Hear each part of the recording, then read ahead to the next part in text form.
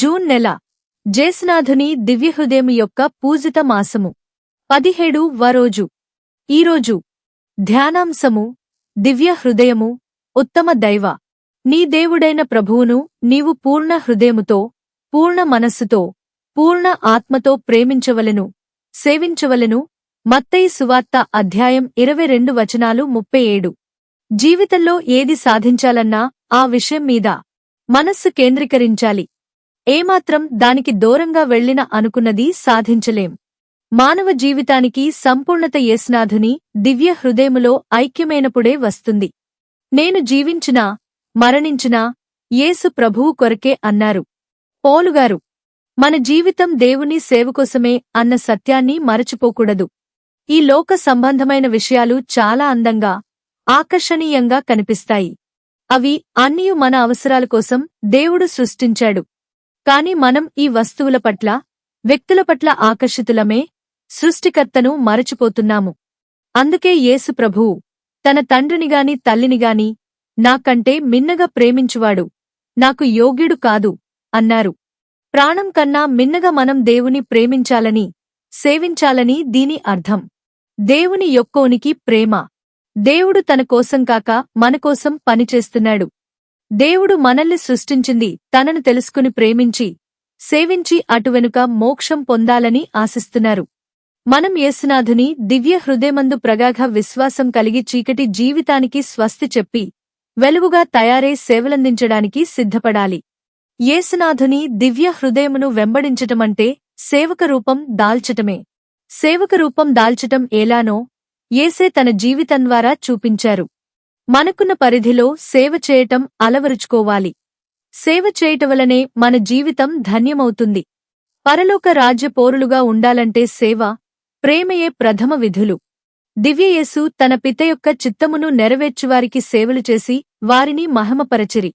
మోషే ఇచ్చిన 10 ఆజ్ఞలను నజరెత్తూరిలోనున్న తిరు కుటుంబముతో కలిసి యేసు తన పితకు క్రమము తప్పకుండా ఆరాధన చెల్లించుటకు దేవాలయమునకు పోయిరి.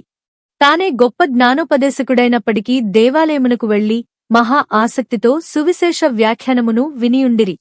మంచి క్రైస్తవులు యేసునాథుని దివ్య మాతృకను అనుసరించి తమ ఆధ్యాత్మిక కార్యములన్నిటినీ క్రమముగా నెరవేర్చి తమ శక్తి కొలది దేవునికి సేవ చేయుదురు.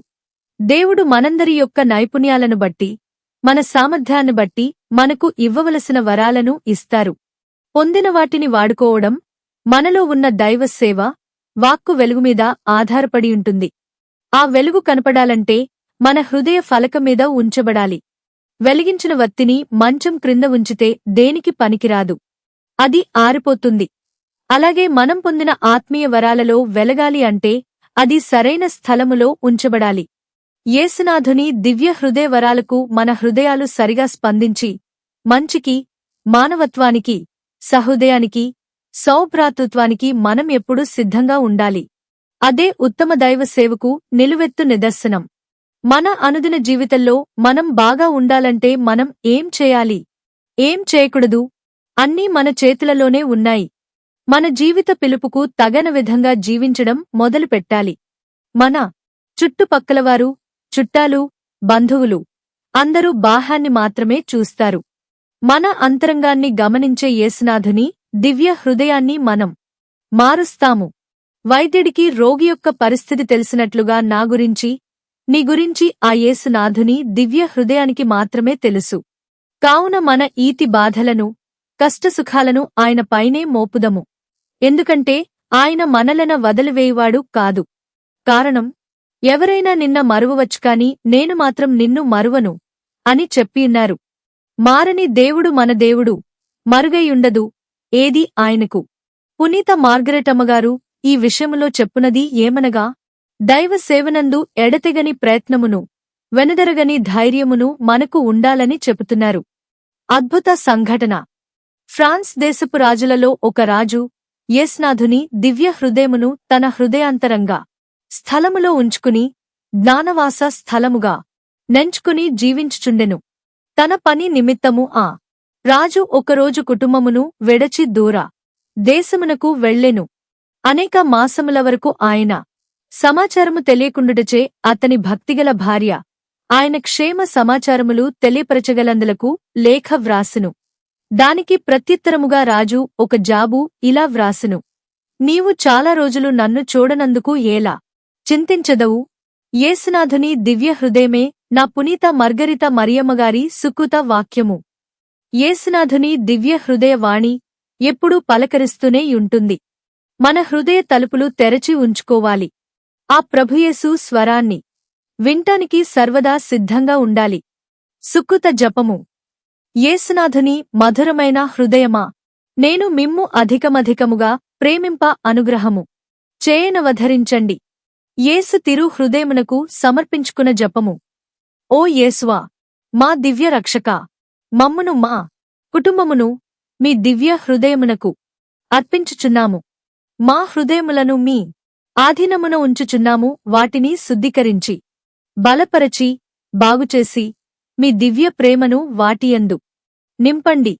ఓ మహాప్రేమగల తిరు హృదయమా, ఈ లోకములో మీరు మాకు బలముగను జీవముగను ఉండి మరు లోకములో నిత్య కాలమునకు మా ఆనందమును భాగ్యమునే యుందురుగాక.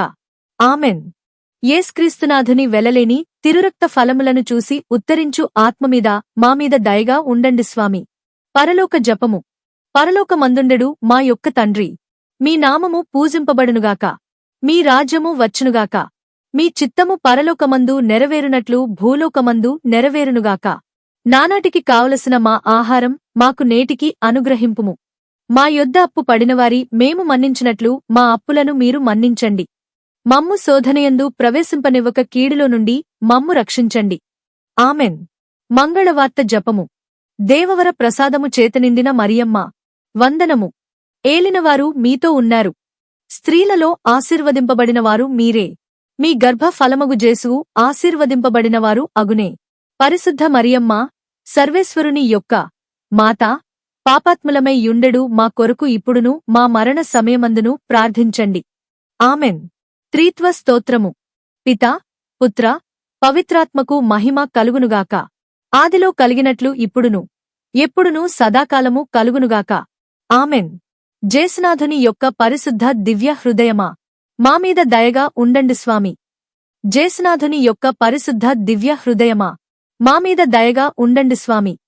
జేసునాథుని యొక్క పరిశుద్ధ దివ్య హృదయమా, మామీద దయగా ఉండండి స్వామి.